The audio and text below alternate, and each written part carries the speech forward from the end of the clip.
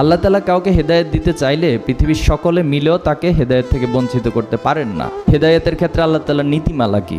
অনেকগুলো নীতিমালা রয়েছে, এর মধ্যে 3টি বড় এবং গুরুত্বপূর্ণ নীতিমালা। একটি হচ্ছে যারা হেদায়েত প্রত্যাশা করে, হয়তো আপনি হেদায়েত চেয়েছেন আল্লাহর কাছে, যেমন আমরা প্রত্যেকদিন আল্লাহর কাছে দোয়া করি, ইহদিনাস সিরাতাল মুস্তাকিম, হে আল্লাহ তুমি আমাদেরকে সরল সঠিক পথে পরিচালিত করো।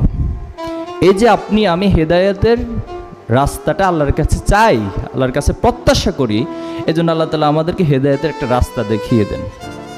নাম্বার 2 হচ্ছে আপনার আমার পিতামাতা হয়তো আল্লাহর কাছে দোয়া করেছিলেন, অথবা আমাদের পূর্বপুরুষদের মধ্য থেকে দোয়া করেছিলেন যে আমার সন্তানদের মধ্য থেকে অথবা আমাদের বংশধর যারা আছে তাদেরকে সলেহিনদের কাতারে অন্তর্ভুক্ত করে নাও।